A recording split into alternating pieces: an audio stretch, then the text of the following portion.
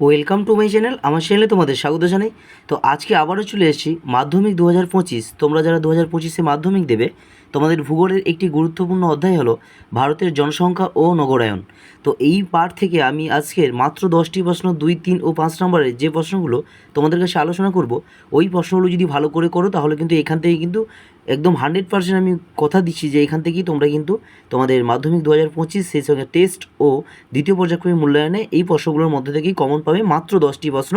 এবং তার মধ্যে থেকে বলে রাখি, জনসংখ্যা থেকেও একটা 5 নম্বরের প্রশ্ন আসার সম্ভাবনা সবচেয়ে বেশি মাধ্যমিক 2025-এ তোমাদের ভূগোলে।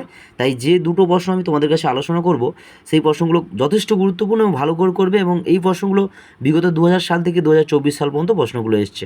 এবার দেখা যাক এই ভারতের জনসংখ্যা ও নগরায়ন থেকে প্রথম 2 নম্বরের প্রশ্ন, ধারণযোগ্য উন্নয়ন বলতে কী বোঝো? এটা এভাবেও আসতে পারে, ধারণযোগ্য উন্নয়নের লক্ষ্যগুলি কী কী। এটা কিন্তু মাধ্যমিক 2018 সালে এসছে, এই বছরের জন্য যথেষ্ট গুরুত্বপূর্ণ। পরবর্তী প্রশ্ন, জনবিস্ফোরণ কি? এটা ঘুরিয়ে আসতে পারে, ভারতের জনবিস্ফোরণের কারণগুলি লেখো। দ্বিতীয় প্রশ্ন চলে গেল। এবার তৃতীয় প্রশ্ন, নগরায়ন কাকে বলে? পরবর্তী প্রশ্ন, মহানগর কাকে বলে? এই প্রশ্নটা এভাবে আসতে পারে, মিলিয়ন সিটি কি, অথবা মেট্রোপলিটন শহর কাকে বলে। চলে যাই পরবর্তী প্রশ্নে, অর্থাৎ 2 নম্বরের শেষ প্রশ্ন, অরুণাচল প্রদেশের জনঘনত্ব কম হওয়ার 2টি কারণ উল্লেখ করো। এটা এভাবেও আসতে পারে, উত্তর পূর্ব ভারতের রাজ্যগুলির অসম জনবন্টনের 3টি কারণ লেখো। এবার চলে আসি তোমাদের 3 নম্বরের প্রশ্ন। 3 নম্বরের প্রথম টিকা, জনঘনত্ব কি, অথবা এটা এভাবে আসতে পারে, জনঘনত্ব কীভাবে মাপা হয়।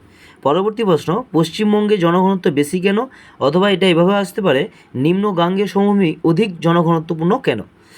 এবার এই গেল তোমাদের 3 নম্বরের মাত্র দুটো প্রশ্ন। এবং 5 নম্বরের প্রশ্নে চলে যাই। 5 নম্বরের প্রথম প্রশ্ন, এই ভারতের জনসংখ্যা ও নগরায়ন থেকে ভারতের জনসংখ্যা বন্টনের তারতম্যের 5টি কারণ আলোচনা করো। প্রশ্নটা এভাবে আসতে পারে, ভারতের বিভিন্ন অঞ্চলে জনবন্টনের তারতম্যের কারণগুলি আলোচনা করো, অথবা এটা ঘুরিয়ে এভাবেও আসতে পারে, ভারতের অসম জনবিন্যাসের প্রাকৃতিক ও অর্থনৈতিক কারণসমূহ ব্যাখ্যা করো।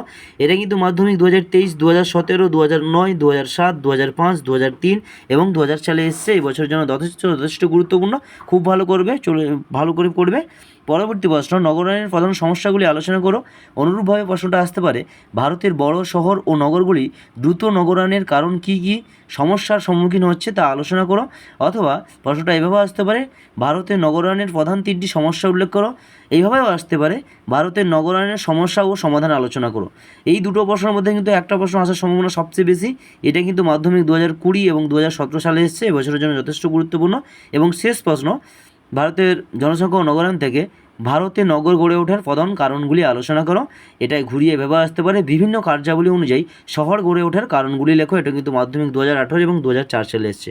তো আমি ভারতের জনসংখ্যা এবং নগরায়ন থেকে যে প্রশ্নগুলো তোমাদের কাছে আলোচনা করলাম, মাত্র 10টি প্রশ্ন, এই প্রশ্নগুলো যদি ভালো করে করো, আর বাইর থেকে বা অর্থাৎ এই চ্যাপ্টার থেকে বাইরের কোনো প্রশ্ন তোমাকে করতে হবে না। জনসংখ্যা থেকে কিন্তু আগের বছর কোনো প্রশ্ন আসেনি, তাই এই বছর কিন্তু 5 নম্বরের প্রশ্ন আসার সম্ভাবনা যথেষ্ট বেশি।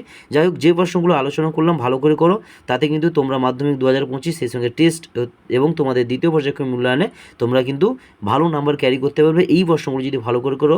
এবং গ্যারেন্টি দিয়ে বলছি, এই প্রশ্নগুলোর মধ্যে থেকে কিন্তু মাধ্যমিক 2025-এ তোমরা প্রশ্ন কমন পাবে। এবং সেই সঙ্গে সঙ্গে তোমাদের এই ভূগোল বিষয়ে যদি কোনো অসুবিধা থাকে কোনো বিষয়ের উপর, অবশ্যই কমেন্ট করে জানো, তাহলে কিন্তু সেগুলো তোমাদের কাছে অবশ্যই আলোচনা করবো, যাতে তোমাদের সুবিধা হয়।